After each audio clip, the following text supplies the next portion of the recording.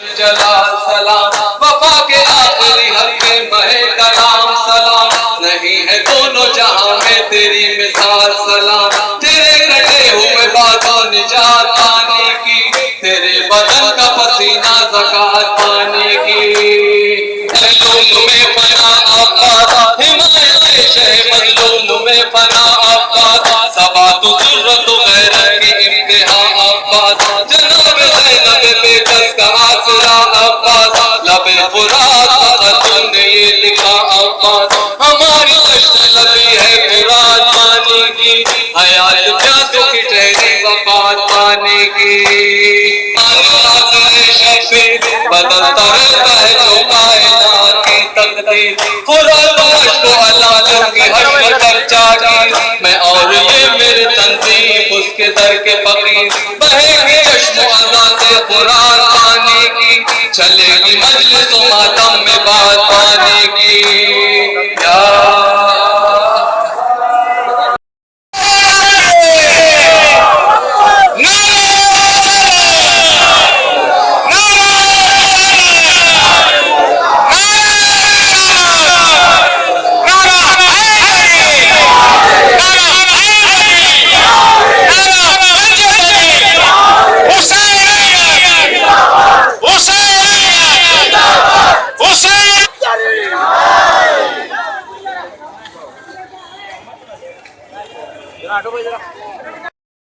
الحمدللہ رب العالمین والصلاة على رسول الكریم ابی القاسم المصطفى محمد اللهم صل على محمد وآل محمد وعلى آله وبعد قال رسول اللہ صلی اللہ علیہ وآلہ وسلم جس میں پیغمبر اسلام حضرت محمد مصطفیٰ صلی اللہ علیہ وسلم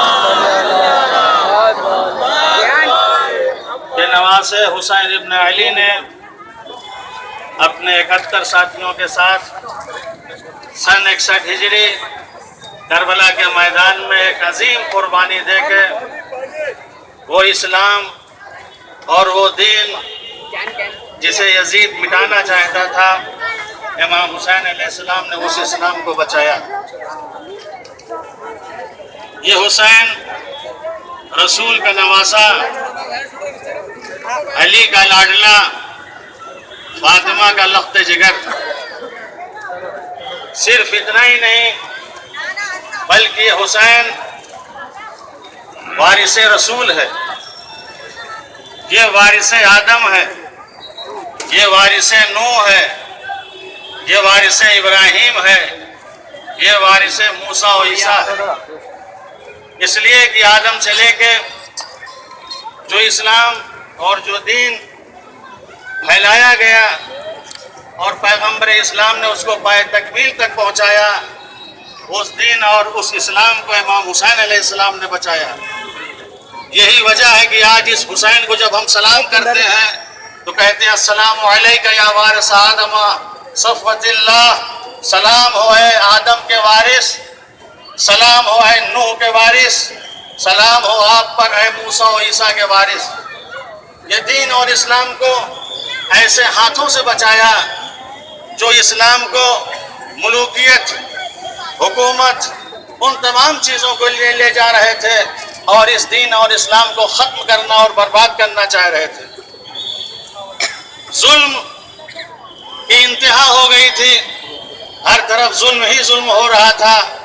ایسے عالم میں حسین ابن علی نے قیام کیا۔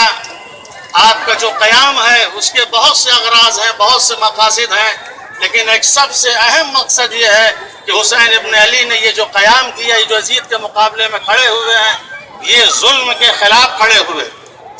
دیکھیے، ظلم کسی پر بھی ہو، ظلم کہیں پر بھی ہو، ظلم کسی مذہب پر ہو، ظلم کسی انسان پر ہو، ظلم ظلم ہے۔ ہمیشہ جو ہے ظلم کے خلاف انسان کو قیام کرنا چاہیے۔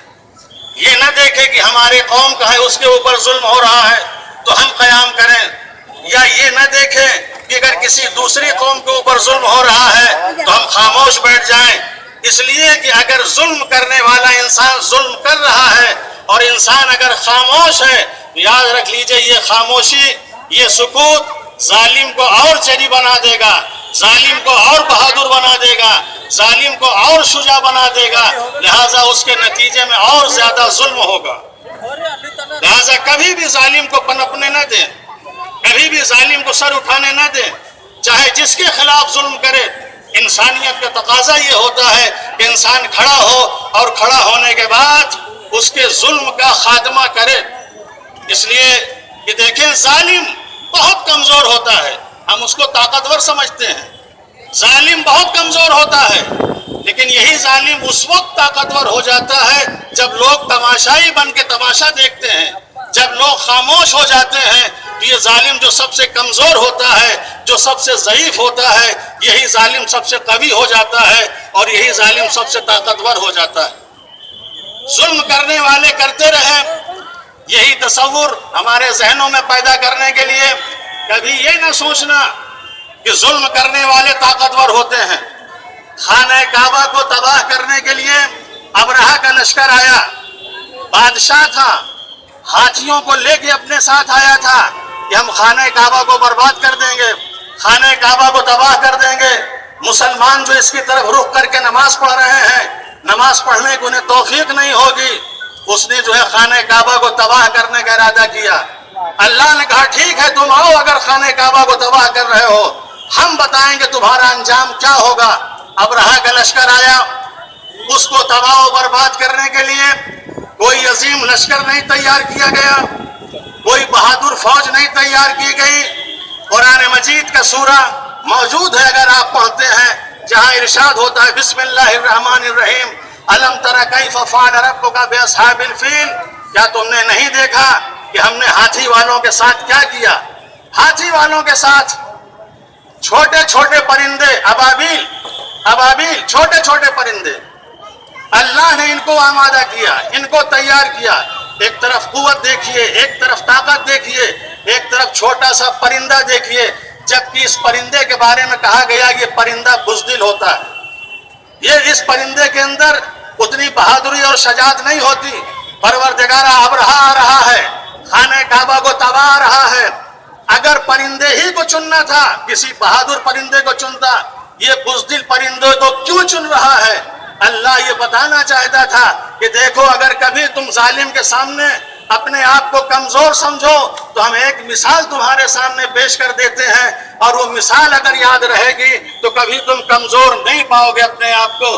پروردگارہ وہ مثال کیا ہے؟ کہ وہ مثال یہ ہے کہ جب ہم نے ابابیل کو ابرہہ کے پاس بھیجا ہے حملہ کرنے کے لیے تو ایک ابابیل نہیں آیا، دو ابابیل نہیں آئے، ابابیل کا جھنڈ آیا ہے، ابابیل آپس میں متحد ہوئے ہیں، ابابیل کے درمیان اتحاد ہوا ہے۔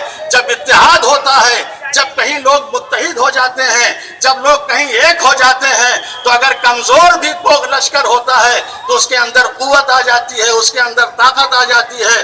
واقعاً آج ہم کتنے لوگ ہیں اگر آپس میں متحد ہو جائیں، ہم اگر اتحاد قائم کر لیں، ہم اگر سب کے سب ایک ہو جائیں، جس کے لیے قرآن کہہ رہا ہے وَاعْتَصِمُوا بِحَبْلِ اللَّهِ جَمِيعًا وَلَا تَفَرَّقُوا، آپس میں ایک ہو جاؤ، اتحاد پیدا کرو، افتراق نہ پیدا کرو، فرقے بازی کے چکر میں نہ پڑو۔ اگر ایک ہو جاؤ گے یاد رکھو کوئی ظالم تمہارے سامنے کبھی بھی طاقتور نہیں رہے گا۔ جس طریقے سے ابابیل نے متحد ہو کے ابرہہ جیسے لشکر کو برباد کر دیا، ویسے تم بھی متحد ہو کے دنیا میں جتنے ظالم ہیں سب کو برباد کر سکتے ہو۔ لیکن یہ ہمارے اندر حوصلہ ہونا چاہیے، یہ ہمارے اندر ہمت ہونی چاہیے، یہ ہمارے اندر جذبہ ہونا چاہیے۔ امام حسین علیہ السلام اسی تحریک کو، یہ جو عاشورہ شروع سے لے کے اب تک اسلام اور حسین کو آپ سنتے چلے آئے ہیں، حسین ایک تحریک کا نام ہے، حسین ایک نہضت کا نام ہے، حسین ایک انقلاب کا نام ہے۔ جن لوگوں نے حسین کے دامن کو پکڑ لیا، جو حسین سے وابستہ ہو گئے، جو سمجھ گئے کہ ہاں یہ وارث انبیاء ہے، یہ وارث ائمہ ہے، اور اس کی وراثت کو ہمیں باقی رکھنا ہے. اب قیامت تک اس دین کو نہیں مٹنے دینا ہے. اب اس قیامت تک دنیا میں برائیوں کو ہم نہیں رہنے دیں گے. ظلم کو ختم کریں گے, ستم کو ختم کریں گے, بربریت کو ختم کریں گے. اگر یہ انسان طے کر لے تو واقعا حسین ابن علی کے اس ذکر سے, حسین ابن علی کے اس کردار سے, حسین ابن علی کے اس قیام سے ہم وہ تمام کام کر سکتے ہیں. تسلیم کرنے والے وہ خطرے کا شکار ہو گئے ہیں. انسانیت اس چیز کو کہتے ہیں جہاں عزت و شرافت ہوتی ہے, جہاں شرف و کرامت ہوتی ہے, جہاں شہامت و شجاعت ہوتی ہے, جہاں عبادت و بندگی ہوتی ہے, جہاں عشق و محبت ہوتی ہے, جہاں دین اور اسلام ہوتا ہے, جہاں مروت اور اخوت ہوتی ہے, اس کا نام انسانیت ہے. حسین نے اس چیز کو بلند کیا اور آج اسی حسین کو ہم یاد کرتے ہیں, آج اسی حسین کا ہم ذکر مناتے ہیں, صرف اسی لیے کہ وہ حسین آج جس نے انسانیت کو زندہ کیا ہے ہم زندہ کریں. کس طریقے سے حسین کو اور حسین کے بچوں کو کربلا کے میدان میں شہید کیا جا رہا تھا. آپ اندازہ کیجئے, نواسہ رسول ہے جسے رسول اپنی زبان چساتے تھے, جسے رسول اپنے دوش پہ سوار کرتے تھے, جسے رسول اپنی پشت پہ سوار کرتے تھے. ایک وقت ایسا آیا کہ جب سب کے سب شہید ہو گئے تو حکم یہ دیا گیا کہ لاش گھوڑوں کی سموں سے پامال کی جائے. گھوڑوں کے ٹاپوں میں نال بندی کی گئی. نال بندی کرنے کے بعد جب لاش پامال کرنے کی بات آئی ہے, ہر قبیلے کا انسان بڑھا ہے, اپنے اپنے شہید کو اٹھا کے لے کے چلا جا رہا تھا, لیکن ایک نواسہ رسول کربلا کے میدان میں اس کی لاش پڑی رہی, کوئی اس کا اٹھانے والا نہ رہا. گھوڑے دوڑتے رہے, لاش پامال ہوتی رہی, جناب زینب فریاد کرتی رہی, مگر اس فریاد کو کوئی سننے والا نہ تھا. یہ حسین ابن علی وہی حسین ہے جس نے اپنے سر کو کٹا کے ہمیشہ کے لیے دین اور اسلام اور انسانیت کو زندہ کر دیا. آج اگر ہم اسی راستے پہ چلیں ہم ہمیشہ سر بلند رہیں گے اور ہم ہمیشہ جو ہے سر اٹھا کے زندگی بسر کریں گے اور ظلم و زیادتی ان تمام چیزوں کا خاتمہ ہو جائے گا. خداوند عالم ہم سب کو حسین ابن علی کے راستے پہ چلنے کی توفیق عنایت فرمائے اور ظلم کے خلاف قیام کرنے کی توفیق عطا کرے. آخر میں ہم اپنے تمام انتظامیہ, ڈی سی, کمشنر صاحب, اے سی پی, ڈی سی پی, سرکل انسپکٹر اور جتنے بھی اس میں شامل ہیں, ہم سب کا تہہ دل سے شکریہ ادا کرتے ہیں کہ امام حسین اور انسانیت کا پیغام پہنچانے کے لیے انہوں نے ہمارا ساتھ دیا اور ہم وہاں سے یہاں تک ان کا جلوس لے کے آئے. اللہ ان کی توفیقات میں اضافہ فرمائے. نعرہ حیدری. السلام علیکم ورحمۃ اللہ وبرکاتہ.